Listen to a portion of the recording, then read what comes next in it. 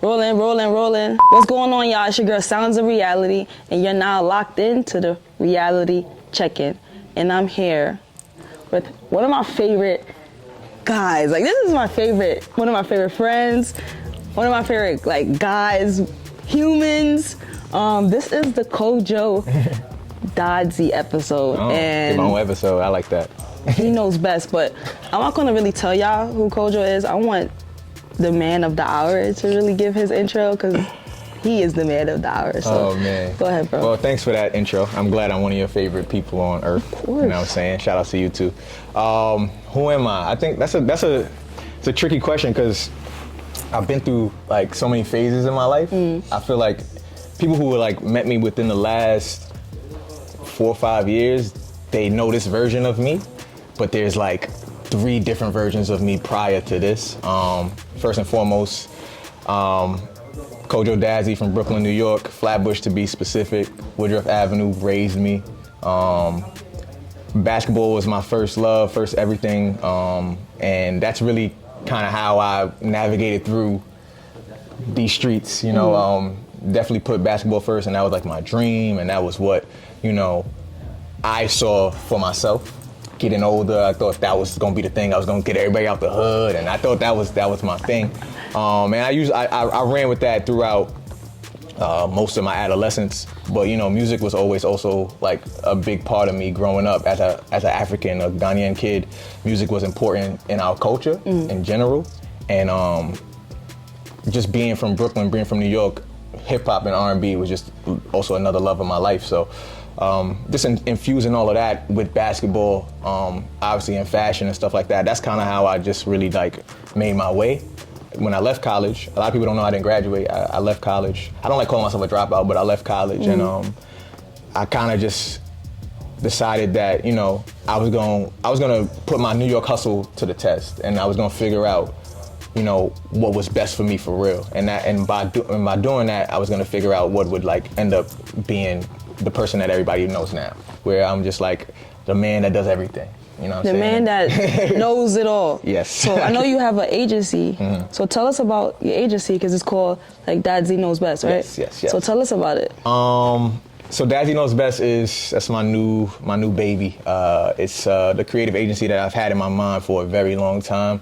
I just didn't know how to do it. I didn't know how to do it, you know. And there's always like this right way to do certain things, and I think that's what was kind of holding me back for a while. But you know, I decided that, you know, it was time to do something new, because I kind of wanted to break out of this box that I felt like I was in. And I mentioned this before. It's just like when I was doing this graphic design thing and I was killing.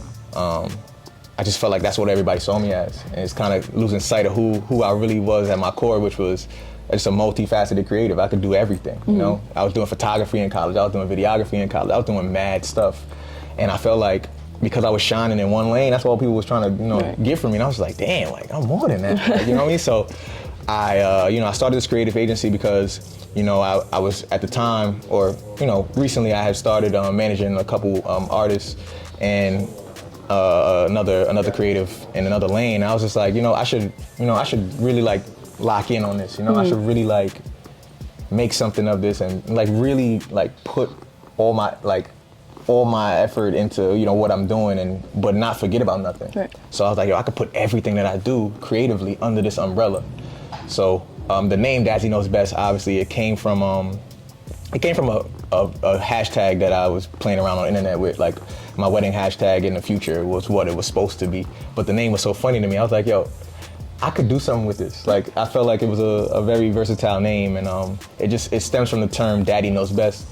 But the meaning of it is based off the trust that people have in me. I always want to say that, like, a lot of people who I've worked with throughout these years, one thing that is always consistent is that they trust either my decisions or my advice. Like even when I talk to you, you come to me and you talk to me about whether it's DJing or the content or whatever it is, like, is you trust whatever I'm gonna say to you as being some vital information. Right. So I think that's the reason why I chose that name, and that's the reason why I decided to let that be the name that represents my creative agency and all the things that I, do for the people in my life. Right. Yeah. He's the guy with the plan, and like I said, I could go to Kojo for anything. I could call Kojo at like 2 in the morning and he's up. and he'll give me advice. I need to sleep more. That's another thing. Yeah, you got. Make sure I get y'all rest, man. I don't sleep enough. But we're checking in with Kojo, and this is about the art, the fashion, the sounds, and most importantly, the footwear. So, I need to know, what's your favorite sneaker of all time? Like number one on your list. Yeah, so I brought it with me. You know what I'm saying? My favorite sneaker of all time. And I always tell people this is the Jordan 9, this colorway specifically, white and black OG. It always has been my favorite shoe. I never really got a chance to tell this story on camera, so this will be the first time. All right, so let us know. Like, you know how when people refer to the Jordan 11 as a Space Jam, right? But for me, these are Space Jams. Reason being is, if you guys here all seen that movie, when the Looney Tunes trying to get Jordan right, they pull up to the crib and they summon his kids, or it's Bugs Bunny that summons his kids to get the sneakers or whatever, or they trying to get the sneakers, and these are the kicks that they are fighting for in the house. Like one is up on top of the joint, you got to deal with the dog, all that. So like when I was a kid, Space Jam was my favorite movie. Obviously being a basketball player, Michael Jordan, greatest player of all time. So I always was like, yo, those sneakers are so fire, and if they're going this hard for this sneaker, it must have some superpower. Like when I was young, and just seeing Michael Jordan walk through the gym door when they got the sneakers and the pan up from the feet, like it was just a moment that always resonated in my brain, and I've never ever let that thing go. I begged my parents for these sneakers. How old were you when you had? When the first one I got, I don't remember the year it was, but it was surely around that time. My older brother, kind of found a way to get them for me when I was really, really young. This is my third pair of this sneaker. So I've had it 3 times, but obviously you see the condition it's in. I played most of my, not most of them, but a lot of my college home games I played my junior year in these sneakers. That's why they look like this right now. I tried to get them restored, but it didn't work. But it couldn't. So I just, I'll never throw them away. I'll never wear them again, but I'll just always keep them in the tug just because they mean so much to me in general. When things start, looking up on the financial side, I'll probably get like 3 more pairs and have one I can wear, one I keep on ice, one I tell my kids about. So yeah, it's just, I always love this sneaker. So for me, it's this one. A lot of people, when I talk to people about sneakers, a lot of them don't tell me it's this sneaker. You know what I'm saying? But, for me, it's definitely this. Right? No, those are classics. Sure. Anybody that had the 9s were real sneakerheads to me. Because I feel like we all know that the 1s and the 3s and the 5s and the 4s were like popular, but the 9s were more so like you really into Jordans, like you really tapped in. Would you say that's probably your favorite sneaker memory of like grabbing those, or it would be another pair of sneakers? Nah, sneaker memory, and I got too many. Like, I'm one of them kids, me and my sister, we was on Flatbush, like just camping out, we was doing it all. Like, I got a lot of sneaker memories. But I think if I would think of a memory that's my favorite, it probably doesn't include something that I did. I'll never forget, it was one Christmas, my dad was in Ghana. It was just me, my mom, and my sister. It was snowing. And the white and gray 12s had come out that year. I want to say, was I in six? I was probably in 6th grade that year, so that's 03, 04, that year, 03. And me and my sister both wanted these 12s. And at that time, if you went early enough, you could still get some sneakers in some stores. Nowadays, the game done changed. It's gone. You know what I mean? You can't even walk in the store sometimes to get sneakers. But shout out to Woodstack, you can do that in here. My mom, she had left us in the house. You're not supposed to leave your kids in the crib, but she left us because she knew how bad we wanted them sneakers. And she came back that Christmas morning with them sneakers, or it was Christmas Eve morning with them sneakers. And to me, that showed the dedication that my mom and my parents in general have for like their children, as far as like, yo, if that's what they want and they earned it, or they were being good in school or whatever. Or just being fly, because my parents understood what it was too, growing up in the hood. Like, you just had to be fly. So getting them 12, and I'll never forget, like, my mom coming back with them shoes, and I was just like, yo, we got them. Like, that was one of my favorite memories. Like, I have a ton though. I have a ton of sneaker memories, but that is always one that like stands out to me for sure. Right. That's what's up though. I think I don't think my mom ever stood on lines for sneakers. I think she's walked in stores and got lucky, like you said. Yeah, I think it was one of those. I think it was one of those moments where she went and got lucky. You know, she might have had some friends at that time, or just because she always was shopping in the neighborhood, Right. you know, stuff like that. So I think it was one of those moments. But you know, shout out to me and my sister for having small feet back then, and you know, being able to get the kicks. So, Right. yeah. So you're a fly guy. Sometimes. You brought the cement fours, you brought the nines. Yeah, these some good boys too. Right? Yeah, they cook, but Yeah, they cooked. Another cooked pair of kicks. those is a memory. Yes. What would you say is your favorite fashion era? Because like we said before, like the sneakers and the fashion, it goes hand in hand. So what would you say is your favorite like fashion era? We my favorite fashion era, personally, it was like that time that I experienced from 06 to 2010. I'm talking the back pocket jean wars. Like when your jeans, when niggas was looking at your jeans from the back, it was to see how fly you was. I'm talking antique, rockin' Repubs, The Trues, obviously. I think those led the way. You know, 7 jeans. Like it was just like, if your back pockets wasn't flea, like it was a thing. Like it couldn't talk to certain people. Listen, my favorites personally were antique. I just love that pattern on the back pocket for the antique denim. And 7 jeans was like just real calm. Obviously nudies. I think Nudies was like 2010 after, right? Right. It was nudies. I think nudies came towards the tail end 9th grade when I was in like 11th, 12th grade. But nonetheless, like so fly, that hard denim.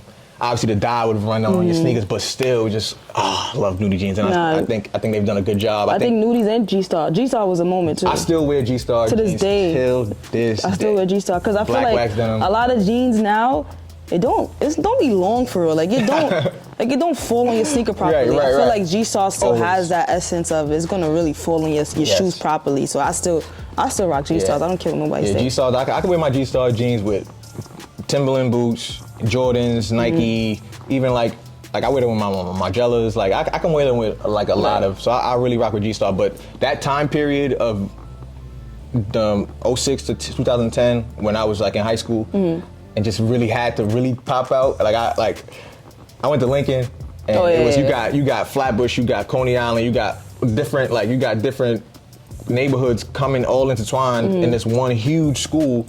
And everybody had their own sense of fashion. Like, mainly I would wear sweatpants because I was an athlete. Like, I would wear sweatpants and just be comfortable. But like when it was time to get fly, like you had it. You had it. So I definitely that time period. Like, and then just looking out into the world. Like I think like Kanye was really like stepping out. You know, he was really doing things that people was like, oh nah, Ye's on fire right now. That's when sneakers. I feel like that's when like the Jordan. Really became like, this is a fashion piece now. This is fashion. Like that's like obviously Bred Ones. Yeah. One of the most timeless sneakers. Black Cement 3s. The infrared 6s. I was actually gonna bring my infrareds today too, but those are my beaters now. But nonetheless, like that shoe. Oh man. Oh gosh. Those went well with like a wax denim. Those went well with a wax denim. You see the like, video. come on, I remember that era very that shoe vividly. for sure is one of them ones. But yeah, that time period for me was it was special. I enjoy it. You just mentioned Kanye, but this doesn't have to be your answer. What's your favorite sneaker lyric? Because you know certain songs bring up certain shoes. Yeah, that's a good question. What's your favorite sneaker lyric? Like you feel like I gotta. Hey, I think there's a Jay-Z lyric for everything. There's a Jay-Z lyric for everything. There's a Jay-Z lyric for everything. That's why he won that award. And you know, I feel like Wale has a lot of great sneaker bars. But for me, but I'll probably go with just because it's Hove. Pair of Jordan 3s trying to chase this cash. Like that line on Pound Cake with Drake. I just love the way he closed that verse with that, and I just felt like. He made that sneaker for me because I have them. He made that sneaker for me. Whenever I put them on, I feel like I gotta hustle. Exactly. Like I gotta, and for me, simple line. Like of course Jay has some very complex bars and obviously some, but simple line. But for me, it just hit different after hearing it. And I was just like, nah, I feel this nigga Hove. Like, put these kicks on, you hustling. Like, yeah. Last night was mad trill. So, you're a music guy. I am. I love music. I really do. But you're also a sneaker guy. So you have artists right now. Yeah. You manage a few. Is it 2 or 3? I manage 2 music artists, yes. Yes, you manage 2 music artists.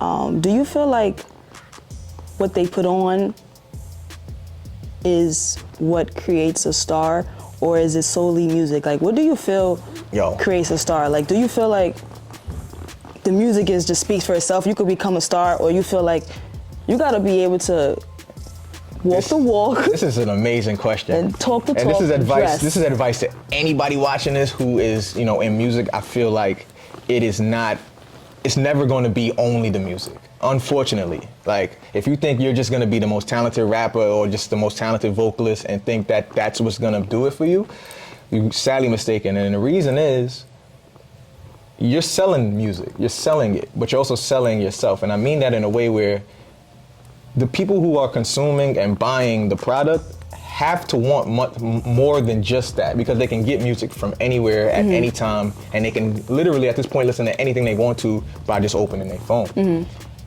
You have to sell yourself in a way where these people gotta want to be like you, and it's not too much, not like be like you, but they gotta they want to see you outside and be like, oh, that's fire, and I gotta cop that, or he or she is wearing that right, or like just the allure of when you take a picture and you post it on the internet, somebody looks at your outfit and like, yo, they killed that. And they got good music. Gotta tap in. They putting it together. Like there's a few artists I feel like didn't have that though. There's probably a big artist, a major artist. Say the name? No, because I'm a fan of his music. But are they making strides towards, No. They don't succeed. I think they try. Who are you talking about?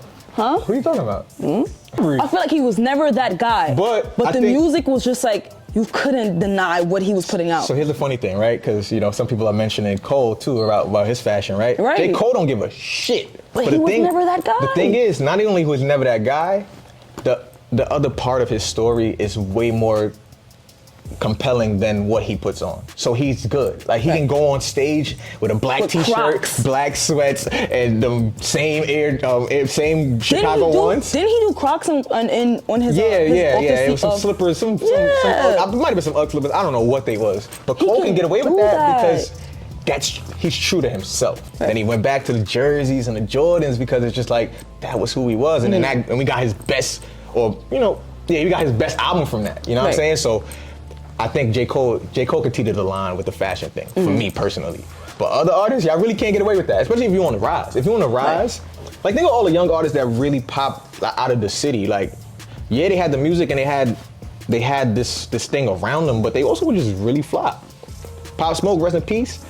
His songs were about getting money and getting fly. Dior, one of the biggest records, was about Christian Dior, up in all the stores. Like it was his fashion. Okay, another artist who wasn't the look. Kendrick now is the look, the go-to look. He's the it guy. I think he became a trendsetter actually. Exactly, but then funny. It wasn't. But I mean, yeah, you're right. Like I remember he mentioned Nike Cortez in one of his songs. I forgot what song it was, but then I was like, oh, is this about to be the new wave? And then slowly I was like, oh, niggas just putting on Cortezes, and I was just like, that's when you can dictate, it doesn't matter.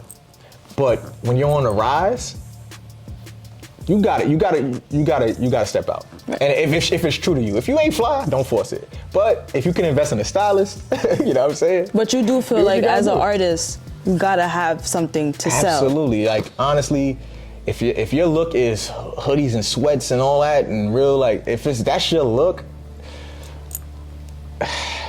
God bless. But you know what I'm saying? I feel like women in particular, like when you're talking about a woman artist, you got to sell this look of like you got to be admirable. Right. The girls got to want to be like you and dress like you, and the men got to want to like be with you in a sense. So like what you wear and how you look when you step out is very important in that. You know what I'm saying? It can't just be the music, and that's just how I feel personally. That's true. That's very true. Yeah. Again, you're a music guy, and you also work with the Dykeman team. Yes. Which is basketball. This is everything you. Everything you is very on brand for you. Everything you do is what you know best. Right. Can you tell me about the soundtrack you chose for the Dykeman? I think their Instagram page that just blew up and it became bigger than us now. Yeah. And can you speak on the artist, because that's my guy too. Yeah. Very, very intentional. Very, very, very intentional with everything that I do at Dykeman. Creative director, social media manager. Shout out to Naya, my boss lady. She got me into that door in 2018, and I ain't looked back since. But yeah, when it comes to the the social media page, this summer in particular, well, that just passed 2023 summer, I just wanted to be very, very New York, very, very New York, and it was very important to me to just give back to the city. And the reason why is because a lot of the talent, in my opinion, is on the rise, right? And they're not necessarily signed to these labels, and they're not necessarily like in these doors, but they still need to be heard. That was my personal mission, was like, yo, I know a lot of talented artists who are doing the damn thing, and I am completely committed to making sure that y'all are heard. Last summer for certain, and the summer before, actually, it was 2022, that's when I became real tight with HD Been Dope.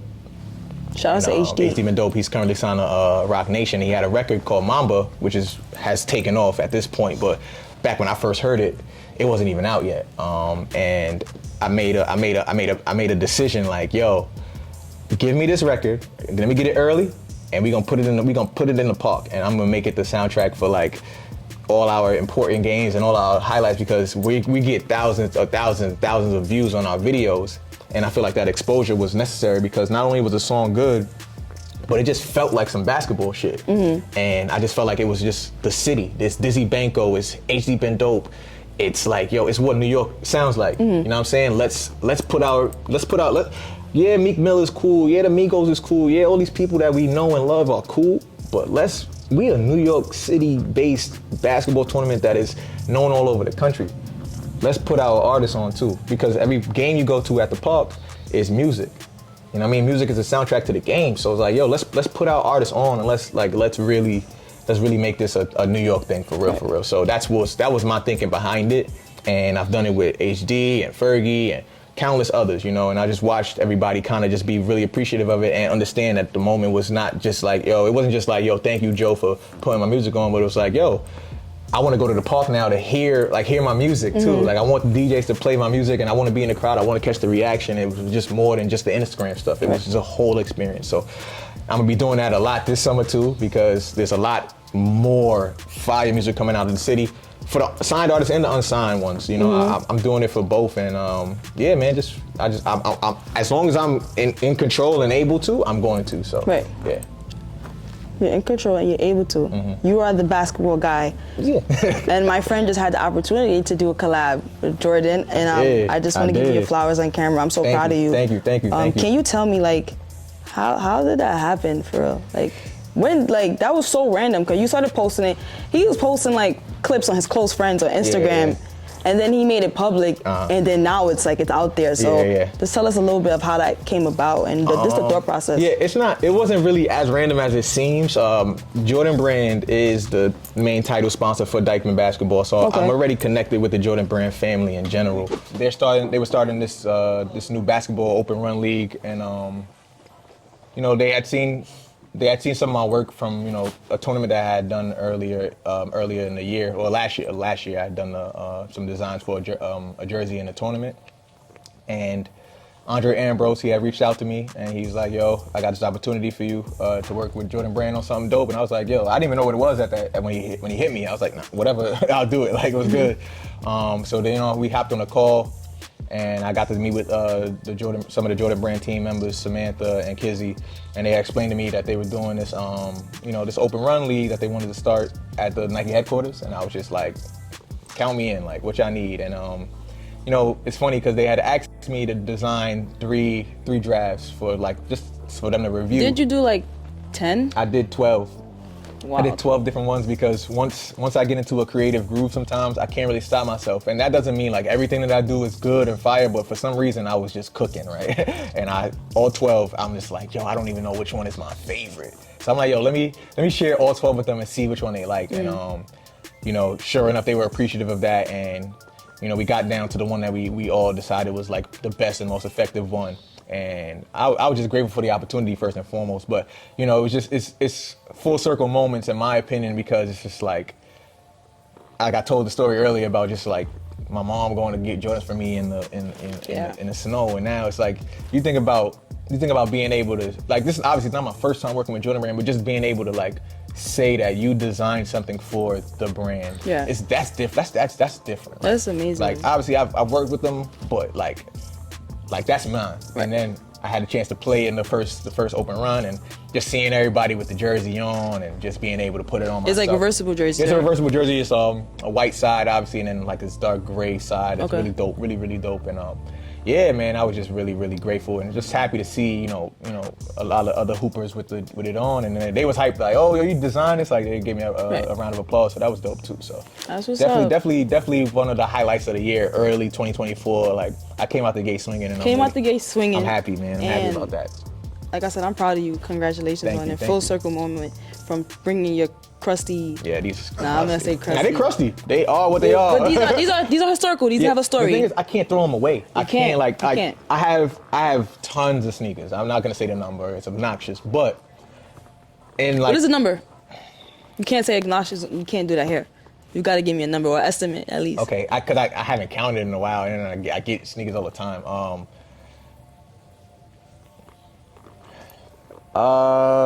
It's the number. Give me an total, estimate, a ballpark. Right. Okay. I'm gonna name the wearable. I have 80 wearable sneakers.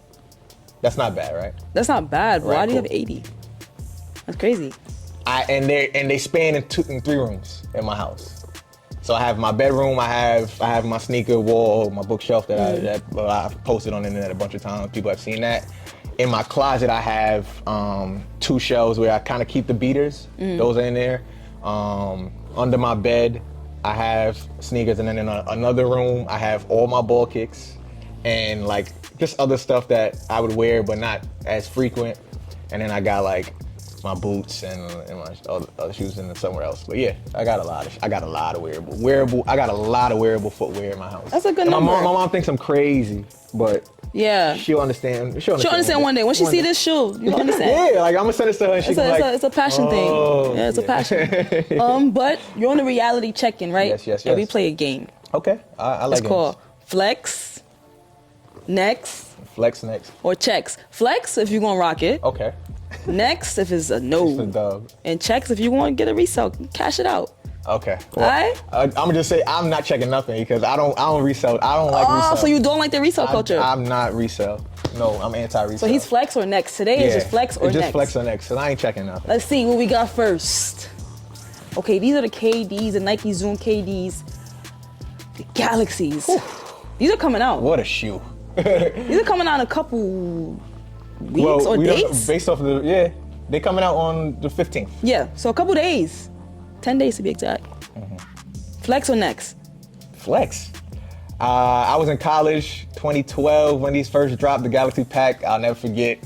These dropped, the Bronze dropped, the Kobe's dropped. I got the Kobe's. It was just, what a time for sneakers. Yeah.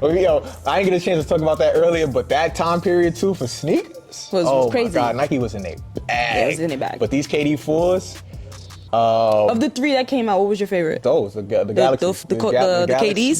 The KD Galaxies was the greatest thing I had seen, man. It was just, and you know what I loved the most about KD4s back and during that time is that they were the only Nike sneaker under $100 from the signature active. It was $95. I'll never forget. And he kept that going for that whole time. He wanted, like, he was making a thing like, yo, I want my sneakers to be affordable. I mean, 95 is still pricey depending on, who you are, but it was under 100. Right. And I always appreciated KD for that. So definitely a flex. A flex? I'll flex those. Just because I have the Kobe's, I always want the LeBrons. Yeah. But to have the pack was a part of the sneaker culture back then. Facts. The Air Jordan 4 is a black cats. What you gonna do with these? What a sneaker. Flex. And the reason why is because I feel like all black, I'm an all black wearer. Yeah. Like, that's what I do. Anybody that know Kojo knows he always have all black. I'm throwing all black on all the time. And usually when I'm wearing all black, I like to throw a pop of color on my feet. That's just kind of how I've always been. But there's not a lot of, to me, weirdly enough, not a lot of fire, just classic black shoes. Obviously, there's a stigma behind all black Air Force Ones, unfortunately, right? And the reason why, even the 4s in general, these are my favorite J's, but these are my favorite silhouette from them. Oh, word. Right? So the 4s are my favorite silhouette. So them black cats, obviously I think I slept on them when they first dropped. And then you look, the resale price on them is ridiculous. That's why I'm choosing checks, because the resale price on some Air Jordan nah, they're 4s. crazy. If Woodstock texts me like, yo, Reed, we got a pair of Black Cats 4s. I'm coming, I'm buying it, and I'm reselling it, because go on Google right now and see the resale price for these. It's crazy. It's crazy. It's crazy. It don't even make sense. It's all black, uptown, a 4 silhouette. The reason why is because of what I just said. It's like, yo, it's the prominent black sneaker. Yeah, in my opinion. So yeah. I like the cement 3s more than those, but cement 3s have got color. Gray, white, you're right. So you're right. I give it to you. I give it to you. Okay. The Mason Margielas, the future highs. This was a time to be alive in New York City. You had to put that shit on. New York City flex next. Well, y'all might hate me, but I'm a next. I'm a next. Cut the camera. I'm a next. How much more do you want from me? More. How much more successful do you want me to be? More successful. Explain. I'm just explain. I just felt like for me personally, I just could never pull them off. Doesn't mean I saw a lot of people do it. I'm more of a Mason Margiela replica low. That's my shoe. Like, I mean, I feel like the last time I saw you had them on. Yeah, I did. Last time I saw you had those on. Yeah, I'm not the lows type of girl. I had those. I had those in the 3M. I love You know how much those cost me? Those was my high school graduation gift to myself. They was a flea shoe. I just felt like I was not the demographic. Then you wasn't a Kanye fan. I was, but I felt like whoever could did. Yeah. And I appreciate y'all for doing that. Shout out to y'all. Y'all took the risk that I couldn't. Yeah, that's just how I felt. That was a risk. I bought those for myself. Like, I'm like, yo, when I graduate high school, my first check out of here, I'm buying these. And for me, bought those. I gotta next them though, just because I know if I had them, I wouldn't wear them as much. I would check them because I got the best pair. I wouldn't get those. Salute. Oh my God, we was talking about these on the second episode with Mouse Jones. The Adidas, the Anthony Edwards, they just came out. These are what you gonna do? I'm flexing them. I'm flexing them. Now, I have to give Adidas their flowers for I don't want to call it a resurgence just yet. I feel like, obviously, Kanye had brought them back to, prominence, and I feel like they've been on a little dip since they left Ye, but with their basketball sneakers in particular, Anthony Edwards being the new face of the brand, and James Harden obviously being the most prominent face out of the signature athletes. I feel like this year in particular, this last couple drops, they went back to what worked in the Kobe and T-Mac days, and that space looking sneaker that really, really took off for Adidas back in the day. And back in the day, people used to call them ugly. But it's something about nostalgia that really gets us 90s babies. Right? Yeah, it really cooks us. So I think we're the ones that's really into it. So right yeah, now, I feel like Anthony Edwards probably wasn't even born when them shits was like real, like that. The style was really it, but you tell a story behind it. You see the vision, and then they get these new designers in the room to make these sneakers. And so I'm really rocking with the AEs, and I think his colorways have done well, and I just think his personality helps sell the shoe too. Right. Like the marketing that Adidas has done behind the AE ones.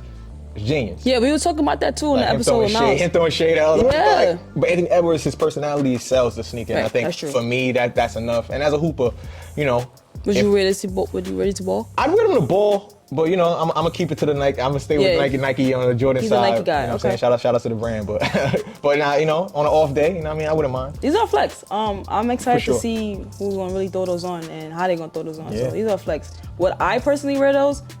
No, those are next for me, but I do think for other people there should definitely be a flex because I haven't seen a sneaker bring this much excitement in mad long. Right, and the kids really like it. Yeah. Like I feel like in the last couple of years, the basketball sneaker game has taken a rise. Even like the New Balances of the world, Puma, everybody kind of had they bounce back. Like, yeah, we here, right? Like, and that's due to the younger athletes not really jumping and signing to Nike and Jordan. Like, they're going these other avenues and saying like, I'm gonna put myself out there, and because they're brands themselves, they can sell anything. Truthfully, so that's true. Shout out to them, man, for sure. And the other thing I want to add about just basketball sneakers in general is like, I think what Nike has always done a good job, Nike and Jordan obviously has done a good job of taking basketball sneakers and making them fashionable. Right. Right. Like I'm out here wearing when I put my sneakers on most of the time, I'm looking like, yo, somebody used to really play 48 minutes of basketball with these sneakers on. Yeah. Like, and I don't know how, but somebody, the greatest player of all time did. You know what I'm saying? So shout out to that. So. And the last shoe, ooh, the Air Jordan 13s. He got game. Kojo got game. What are you doing with these, bro? Definitely got to flex. Definitely got to flex. It's in my bloodstream. People don't know. or for the people who don't know, my @name Joe Got Game is from the movie He Got Game, which is one of my favorite movies of all time. Obviously, if you watch that film, you know that the sneaker was when Jay got out of jail, went to the sneaker store, copped the kicks. That was the ones that he threw on. That's what he was hooping in during his time. And it's a special shoe. I had a pair in college as well. I remember when they retro 2013, they came back out. In Binghamton, the sneaker culture wasn't as rampant as it was like here. So I could always just walk to the mall, the Foot Locker, and just pick them up. You know? And I had a couple homies that worked in the Foot Locker there, so they was always holding it down for me. So definitely got my hands on a pair of He Got Games. But the thing about it is, the funny thing is, 13s wouldn't be my go-to silhouette for Jordans, but that sneaker was definitely my bag. So yeah, that's dope. What are you looking forward to in 2024? We played the game, but I want to know what sneakers in 2024 that you're like, yo, I gotta grab those, or these are maybes for me. Ooh. Well, yeah, we just mentioned the Galaxy KD4s. I would say, I saw that the white and Carolina blue 17s are retro, and the price looked kind of crazy, but if their Jordan brand is planning on bringing 17s back, I'm getting my hands on them. No matter what the colorway is, the lightning joints, the black and chromes, the white and blue, I need them all. I need them all. So would you get the fours that's coming out too? They have the military blues and the bread floors, sorry for my with the leather. I'm still on the fence. I remember we had a conversation about it on the internet. Like, obviously, I have the OG pair, but I have a lot of bread fours in my collection. So you don't need them for real. I don't need them, but you did raise a good point. Just like it's a new look to a classic shoe, and it's not bad. Like, it's not bad. Jordan 4 does leather right. Like, they don't have a bad leather 4. Like, in my opinion, like the Oreo joints is another one of my favorites. Like, those are all leather shoe. Like, I rock with it, but I don't know if I need those. So I don't know if I'm really locked in on that. But yeah, I mean, my eyes are open. I want to get my hands on some more New Balances. Okay. I really wanted the Joe Fresh Goods belly collab, but I couldn't. The Keishas, right? Yeah, the Keishas. The blue joints. Those well, the Keishas was like a Chicago exclusive apparently, so nobody could get their hands on those. But the intro and the outro ones, like I really I saw those the other day those, too. Couldn't get my hands on them. But I definitely want to like up my New Balance collection because I really like what they've done. What they do, the rebrand. And I don't even know if it's a rebrand. I feel like they've always been doing this, but I think they tapped in with the people that they needed to. That's true. Like the Salehis and obviously the Joe Fresh Goods, Drew from up in Rhode Island. Like those people who knew what the brand needed, and obviously they collab with like Ame and stuff like that. So when you tap in with who you need to tap into, it may look like a rebrand, but it's really kind of what you was doing all this way. You just needed different eyes. Yeah, so that's true. Salute to them. You know what I mean? So probably get some New Balance. Like I said before, this episode was very special to me just because this is my friend, but I want to publicly give you your flowers. You're one of the greatest guys. A part of the culture. You're a good guy, and everybody that knows Kojo knows he's a great guy. You can call him anytime for advice. He knows best, and I do. Some people will steer you the wrong way just because they don't want to see you succeed. He never holds back on good advice. Like, I had a conversation with him yesterday, and I was like emotionally going through it, and I called him, and I texted him, and he sent me a video, was like, yo, just more time, work harder. He's not gonna lie to me. Like, some people would just try to soften me up and be like, yo, no, he's gonna tell me, you need to work harder. And I just wanna publicly give you your flowers. I can't physically give you flowers, but this is from myself. I accept flowers, This is from myself and the Woodstack team. We got you a pair of shoes. Oh my God! Shout out to Woodstack. Shout out to the family, man. You can open the shoes, but I just want to say thank you on camera, and I want everybody to know. Let's see what's in the box. Thank you, Sounds. I appreciate you. You know how we rock. Of course. Ooh, some Barclays. So always a good pair of kicks, man. Yeah, you're a ball guy, so we got you some Barclays. Seriously, I got Barclay stories too, man. You do? Yeah. Listen, I love these, man. It's a good sneaker right here. Shout out to Charles Barkley. Oh, what a shout out to my bro Wale, man. These is fire, man. So, if you had the opportunity to create or design or assist with it, with your own like shoe or sneaker, what brand would you like want to work with?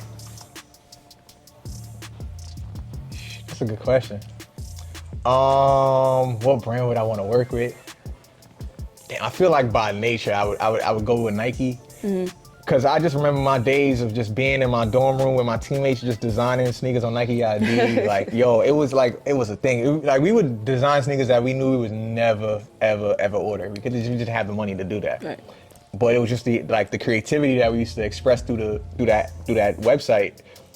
For me, like, if I had the chance to actually really, really do it, I think I'd be able to put together some fire stuff. And yeah, definitely the Nike, because I feel like Nike just has the most classic silhouettes in general, like of all their sneakers, from like their running sneakers to just their lifestyle sneakers and their basketball shoes. So I feel like there's a large canvas for me to play with. So I think I would really like go with Nike. I like that. Yeah, at this juncture, I gotta keep it real. Like, everything else is pretty cool. Like, I think second place would probably be like a New Balance. I wouldn't go with Jordan because I don't ever want to touch what that legacy is. Like, I just feel like it's hit or miss when you mess around with the Jordan. No, it really is a hit or miss. But it really is. I think New Balance, because of their silhouettes and what they have going on, I think that would be like my second place. But I think I would lead with Nike. I would start with Nike, and if they gave me a chance, I'd be able to put some fire together. So Nike, cool. And then send a bag. You know what I'm saying? Yeah. And then we're gonna give your Instagram and stuff. We gotta do it again? Wanna do it again or record it? Yeah. Oh, okay, that's fine. He was putting his stuff in the bag. Oh, okay. Yeah. Oh, okay, got you. So, you got your flowers. You told us about Kojo and everything you got going on. But where can they really tap in with you? Can they check in with you for real? So let them know. You can check in with me on all platforms that exist. Joe Got Game. That's JO_Got Game. That's my handle. You can catch me anywhere, talking my shit, showing love, giving my critiques, talking about the Knicks, everything. You know how I give it up. And then also tap in with my creative agency, like I said, Dazzy Knows Best. On Instagram, that's DADZIE.KNOWS.BEST.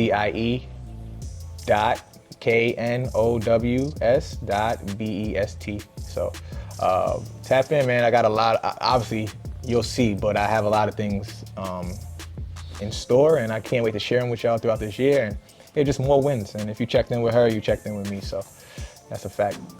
Well, if you guys checked in with Kojo and myself, I'll see y'all next time. Reality check-in. We out. Bow!